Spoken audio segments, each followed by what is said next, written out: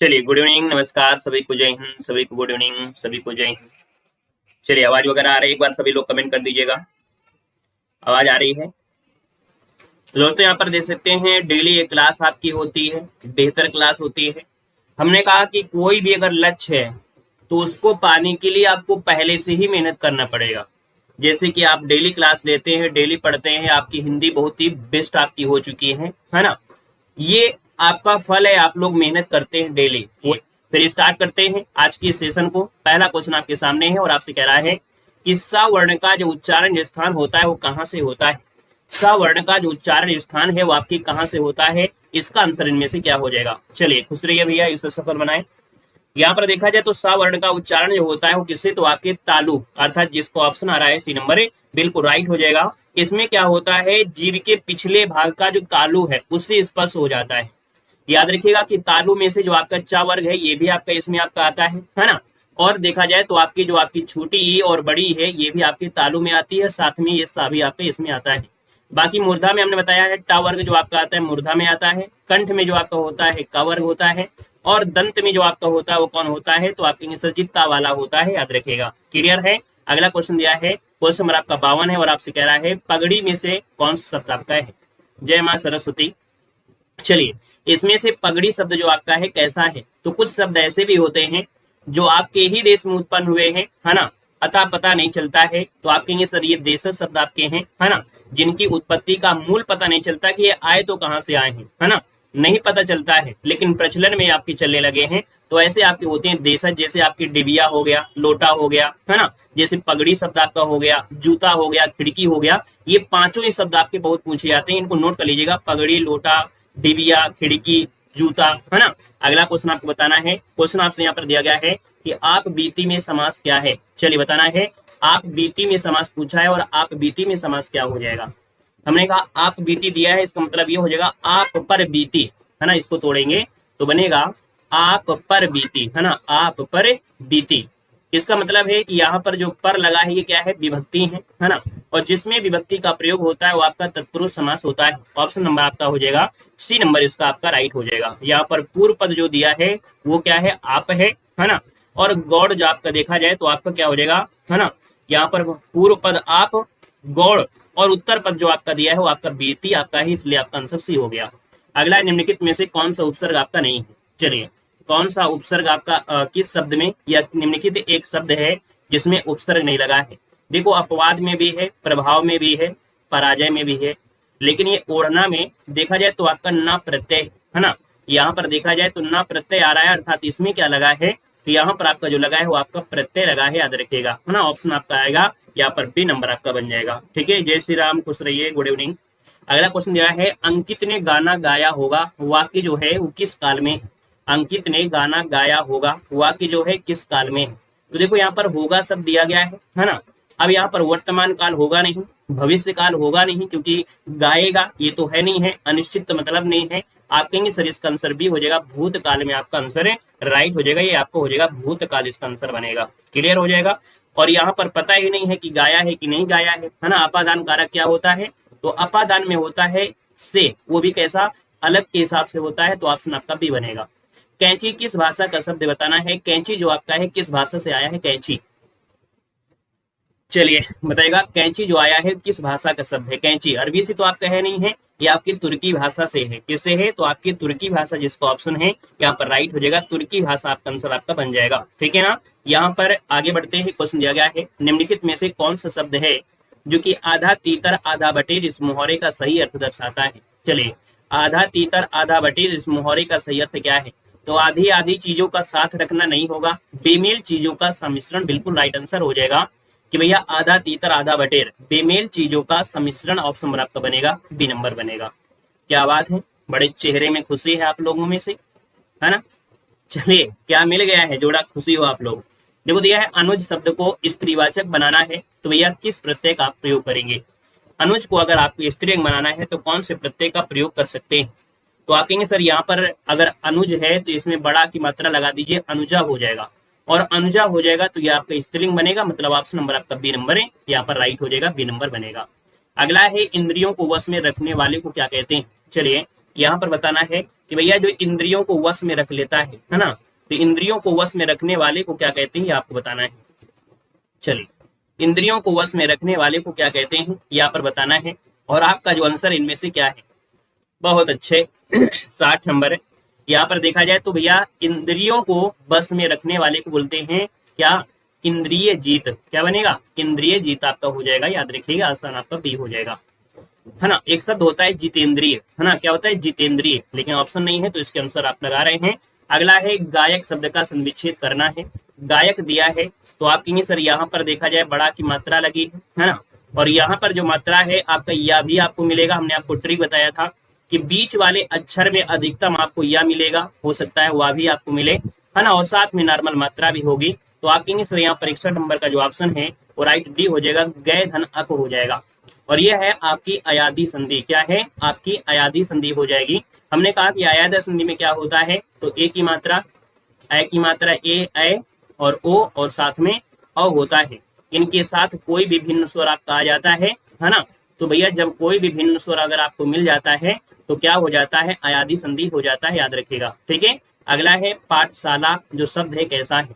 पाठशाला जो शब्द है कैसा है, तो देखो पाठशाला है ना, कहीं ना कहीं पढ़ने के लिए शाला है, अर्थात पढ़ने के लिए, जहां पर पढ़ने के लिए घर होगा, तो ये कहीं ना कहीं दो शब्दों से मिलकर बना है, पाठ और शाला।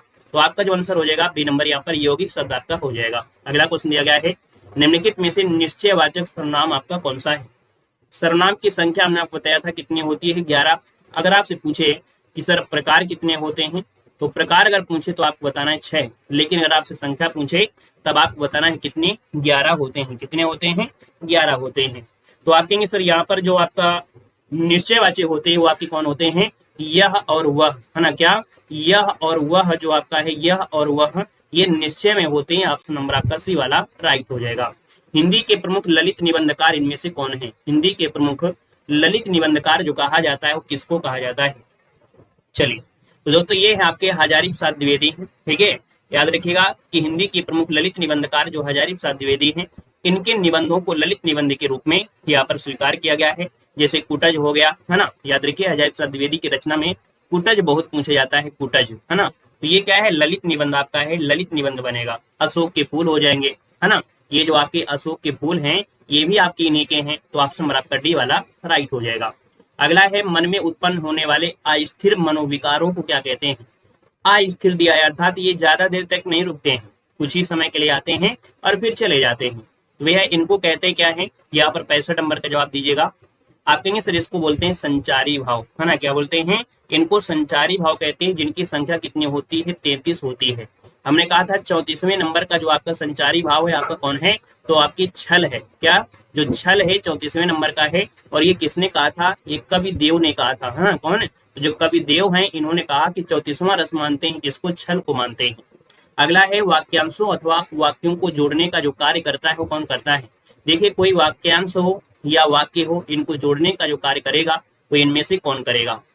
66 को ऑप्शन देना है और जवाब भी आ रहे हैं। हमने कहा जोड़ेगा तो समुच्चय होगा, है ना, यहाँ पर बोलते हैं ना समूह, ऐसे शब्द आपने होगा कि जोड़ने वाला कार्य, कभी जीवन में सब कुछ करिए लेकिन जोड़ने वाला कार्य ना करिएगा, है ना, कि भैया 2 आदमी को जोड़िए फिर इसके बाद इसके 4 हो जाएंगे फिर इसके 8 हो जाएंगे फिर 16, तो जोड़ने वाला कार्य कभी नहीं करना है। तो आप कहेंगे यहाँ पर जोड़ रहे हैं अर्थात समूह बना रहे हैं अर्थात समुच्चय हो गया।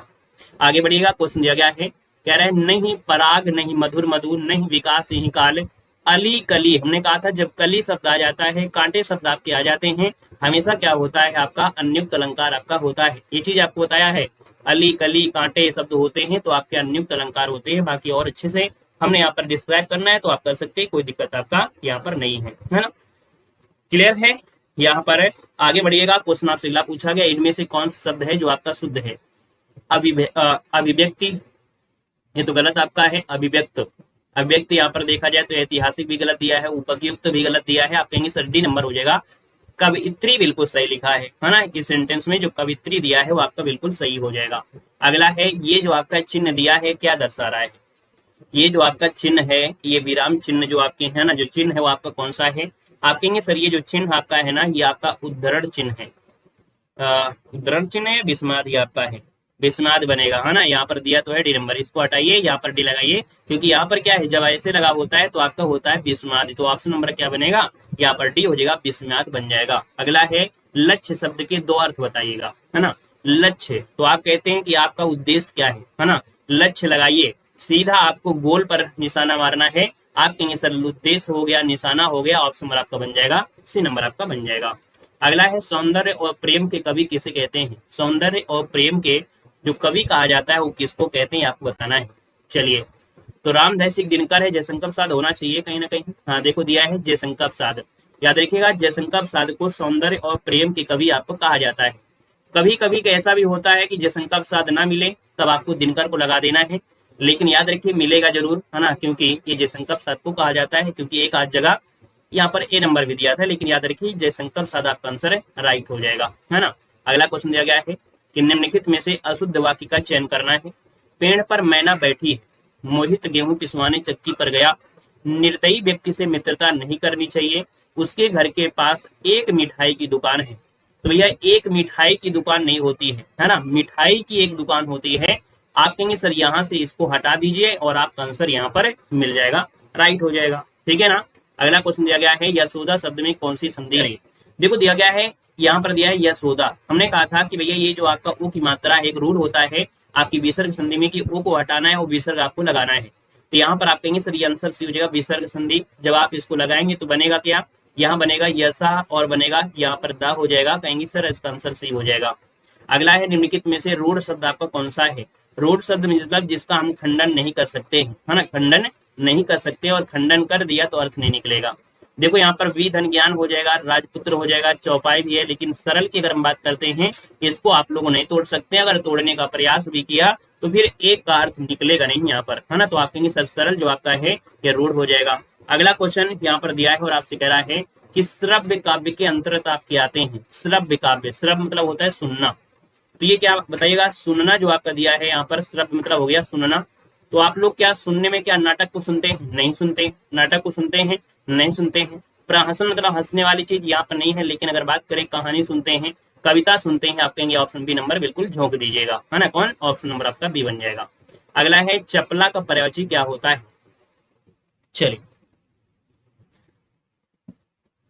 चलिए बताइएगा, चपला का पर्यायवाची होता है ज्वाला, नहीं होता है। चपला मतलब दामनी होता है, बिजली होता है ना। आप कहेंगे सर इसका आंसर लगा दीजिएगा, आपका सी नंबर है, बिल्कुल सही जवाब इनमें से बन जाएगा। अगले क्वेश्चन पर आइएगा, क्वेश्चन दिया है ऋजु का विलोम क्या होता है। चलिए ऋजु का विलोम बताइएगा, ऋजु का विलोम गलत नहीं होना चाहिए, है ना। ऐसे क्वेश्चन जो आपने हमेशा पढ़ा है, डेली एक रिकॉर्ड बनाने का प्रयास किया करिए कि आज हम एक नया रिकॉर्ड बनाएंगे, है ना। कल की अपेक्षा आज एक नया रिकॉर्ड बनाएंगे, तब तो आपका रिकॉर्ड बनेगा, ठीक है। डेली आप सोचा करिए कि आज हम नया रिकॉर्ड बनाएंगे। कल हमने यहाँ पर 35 सही किया था, आज 36 सही करेंगे, है ना। फिर आप 37 सही करेंगे, अपना खुद का ही रिकॉर्ड तोड़िए, है ना। जब अपना खुद का ही रिकॉर्ड तोड़ेंगे तभी आप आगे बढ़ जाएंगे। रिज का विलोम क्या होता है, तो देखो रिज मतलब हो गया सीधा, तो इसका हो जाएगा टेढ़ा मेढ़ा, अर्थात जिसे वक्र कहते हैं। ऑप्शन नंबर आपका बी वाला राइट हो जाएगा। रात में विचरण करने वाले को क्या कहते हैं, रात में विचरण करने वाले को, तो देखो यहाँ पर दिया है निशाकर, तो निशाकर तो नहीं पढ़ा है, निशाचर जरूर आप पढ़ा है। निशाचर कहाँ पर है, ऑप्शन आपका डी दिया गया है। अगला दिया है पाषाण शब्द जो आपका है कैसा है। हमने कहा जब ये शब्द आपको मिल जाए ना तो आप समझिएगा कि ये तत्सम आपका है ना। ये जो इंगित शब्द आपका है ये तत्सम में होगा, ऑप्शन नंबर आपका हो जाएगा ए नंबर आपका राइट हो जाएगा। अगला है अवसर का लाभ उठाना, इस मोहरे का सही अर्थ क्या होता है। अवसर का लाभ उठाना, हमने कहा है कि जब आपका पेपर ना हो तो उस अवसर का अच्छे से लाभ उठाइए, खुद की नोट्स बनाइए। ऐसा नहीं कि एक बार नोट्स बन जाती उसी को पढ़ लीजिए, लगभग साल भर में हर ऐसी चीज आपकी होती है, अपडेट होती है ना। तो उसको आप क्या है अपना मन लगाने के लिए साल भर में एक बार नोट्स बनाइए, इसके बाद उसको पढ़िए, है ना। फ्री टाइम में और अच्छी तरीके से पढ़ाई करिए, है ना। तो आप कहेंगे सर अवसर का लाभ उठाना, इस मोहरे का अर्थ क्या हो जाएगा 80 नंबर में, तो आप कहेंगे सर यहाँ पर बहती गंगा में हाथ धोना, ऑप्शन नंबर आपका सी यहाँ पर राइट हो जाएगा, याद रखेगा। क्लियर हो गया है। चलिए यहाँ पर आगे बढ़ते हैं, क्वेश्चन आपसे दिया गया है 61 नंबर में क्या था भैया। सर जी 61 नंबर एक बार फिर से बता दीजिए। 61 नंबर जो आपका हमने बताया था वो गायक बताया था ना, बताया था गायक। और गायक में हमने आपको इसको तोड़ा था और इसको कहा था कि इसका जो बनता है वो गय धन अक बनता है, गय धन अक बनता है, यही तो आपको बताया था।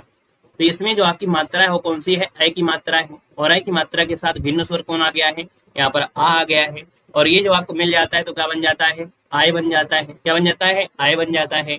और जब आय आ गया है तो किसमें है, तो आपकी अयादी संधि आपका हो जाएगा। यही क्वेश्चन था आपके 61 में। ठीक है, चलिए तो यहाँ पर आंसर आपका सी नंबर राइट हो जाएगा। अगला क्वेश्चन दिया गया है कि वीर रस का स्थायी भाव क्या है। वीर रस का स्थायी भाव क्या होता है, ये आपको बताना है। हाँ, यहाँ पर बताएगा।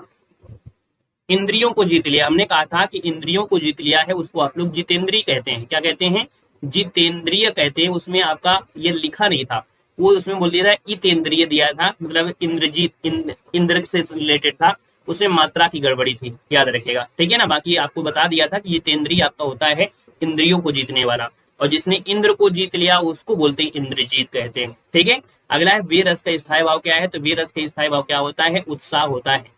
आप में अंदर कितनी भी समस्या आ जाए लेकिन आपके अंदर उत्साह होना जरूरी है, और उत्साह अगर आता है तो समझिए वीर रस आपका हो जाएगा। बाकी शोक का आपका होता है, क्या होता है, करुण आपका होता है ना। रति तो श्रृंगार का होता है ना। अगला क्वेश्चन दिया गया है कि पृथ्वीराज की जो आंखें हैं किस विधा की रचना है। दिया गया है पृथ्वीराज की आंखें किस विधा की रचना है। तो हमने कहा पृथ्वीराज की आंखें ये एक एकांकी है। क्या है, एकांकी है। ये कहानी में नहीं आएगा, ये जो आपका है वो एकांकी है। ऑप्शन नंबर आपका डी राइट हो जाएगा। अगला है भावुक शब्द, ये उदाहरण है। भावुक मात्रा कौन सी है, छोटा ऊ की मात्रा है। तो भैया जब बात होती है बड़ा ऊ की मात्रा अगर होती है, कौन बड़ा ऊ की मात्रा होता या बड़ा की मात्रा होता या बड़ी होती तो हम लोग दीर्घ लगाते, लेकिन दीर्घ लग सकता है क्या, नहीं लग सकता है।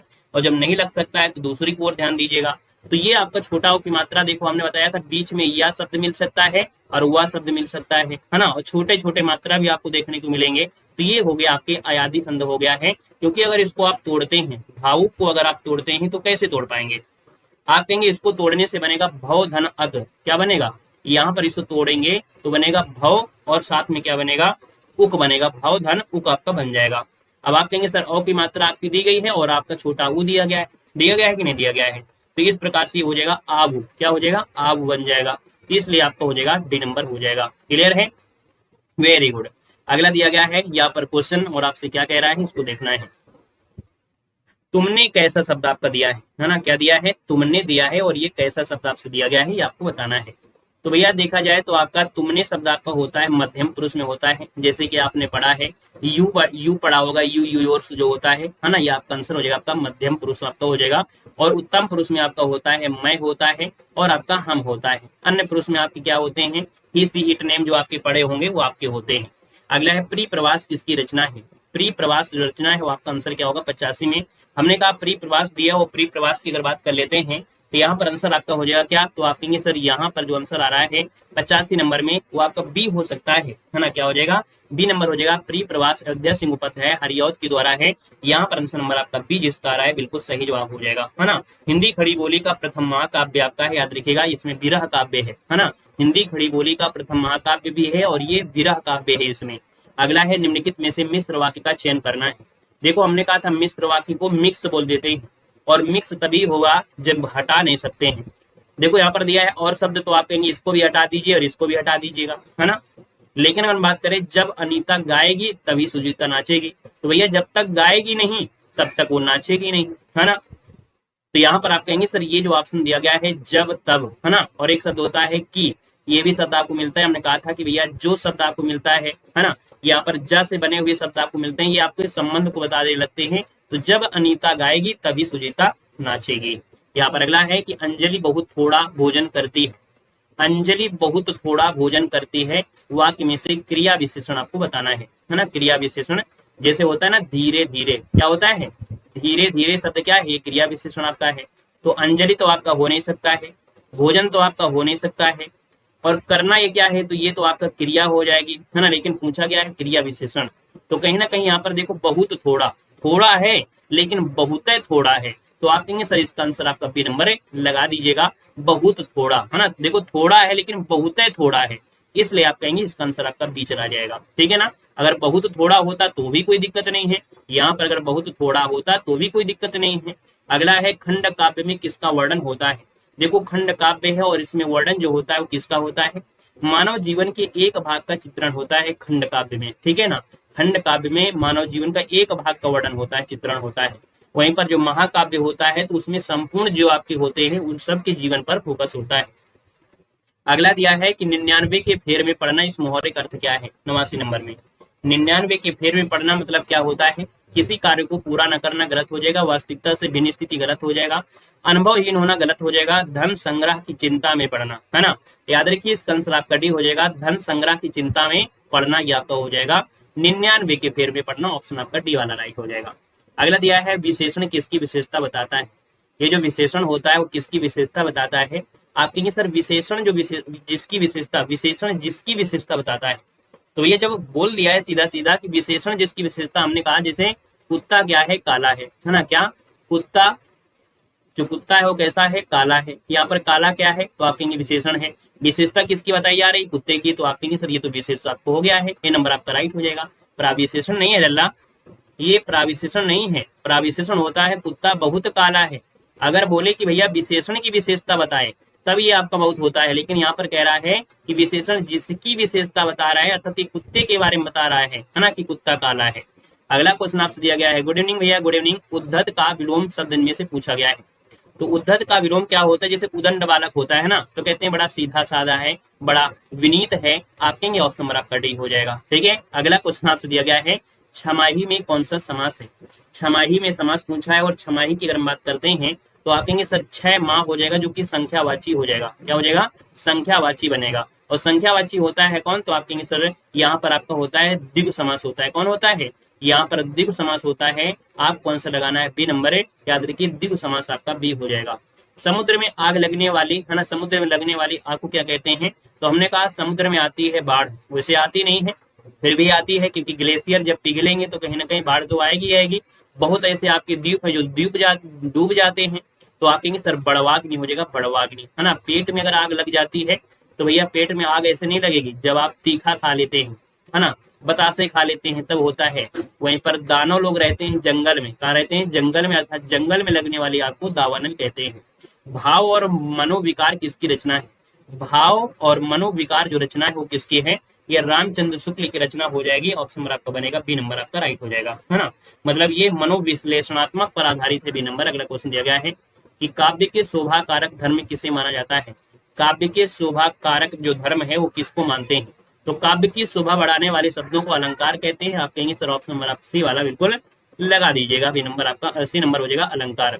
वैधशाला शब्द कैसा है, वैधशाला, जहाँ पर वैध रहेंगे, और जब वैध रहेंगे तो आप कहेंगे सर यौगिक हो जाएगा, बी नंबर आपका राइट हो जाएगा। अगला है प्रबंध काव्य के कुल कितने भेद बताए गए हैं। प्रबंध काव्य के कुल कितने भेद हैं, तो देखिए प्रबंध काव्य के आपके 2 भेद होते हैं, है ना। याद देखिए प्रबंध काव्य के 2 भेद होते हैं। एक तो आपका खंड काव्य होता है, क्या होता है, खंड काव्य होता है, और दूसरा होता है आपका महाकाव्य होता है, महाकाव्य बनता है। ठीक है, अगला क्वेश्चन है दिगंबर शब्द का संविच्छेद करना है। हमने कहा यहाँ पर जो गा दिया है, गा का परिवर्तन का में होता है। ये भी आपको व्यंजन संधि में रूल आपको बताया गया है कि का परिवर्तन उसी वर्ग के तीसरे में होता है। एक रूल और होता है कि भैया उसी वर्ग का पंचमाक्षर में परिवर्तन भी आपका होता है ना। तो ये आपका रूल नंबर आपका यहाँ पर ये वाला है, तो दिक धन नंबर आपका हो जाएगा, ऑप्शन नंबर आपका बी बन जाएगा। अधिमानता में उपसर्ग पूछा गया है, आप कहेंगे सर अध जो दिया है आपको उपसर्ग है, और ये आंसर आपका सी बन जाएगा। अगला है प्रबंध किसका प्रतीक है, तो सॉरी बंधन, बंधन, है ना, ये दिलों के बंधन। तो भैया ये बंधन जो आपके प्रतीक है किसके हैं, स्वाधीनता का है, अकेलेपन का है, नहीं, ये गुलामी का प्रतीक है। तो आप कहेंगे सर आपका गुलामी, इसका आंसर आपका सी नंबर राइट हो जाएगा, गुलामी आपका बन जाएगा। ठीक है ना, चलिए और अगले क्वेश्चन में आते हैं। क्वेश्चन आपसे अगला पूछा गया है, यहाँ पर जो आपका दिया गया है ना, और ये जो आपका दिया गया है वो आपका है क्या, तो हिंदी साहित्य आपके हैं, क्योंकि डेली हमारी क्लास में हिंदी साहित्य भी आपको हमने बताया है कि हम पढ़ाते हैं। हिंदी साहित्य में भी फोकस आपका रहेगा तो दिक्कत नहीं होगा, चाहे वो कोई भी एग्जाम लगा हो, है ना। आप देखेंगे यूपीएसआई में बहुत अच्छी हिंदी आपकी हिंदी साहित्य आती है, पेड एग्जाम में भी एक क्वेश्चन हिंदी का आता है, हिंदी साहित्य का। चलिए, क्या भूलूं क्या याद करूं, नीड़ का निर्माण, फिर बसेरे से दूर और प्रवासी की जो डायरी है, इस नाम से 4 खंडों में लिखी गई आत्मकथा के लेखक कौन है। चलिए, एक शब्द से ही आपको पता चल गया होगा कि सर जी यहाँ पर क्या भूलूं क्या याद करूं क्या है, ये हरिवंश राय बच्चन की आत्मकथा है, इसका आपका आंसर हो जाएगा ए नंबर।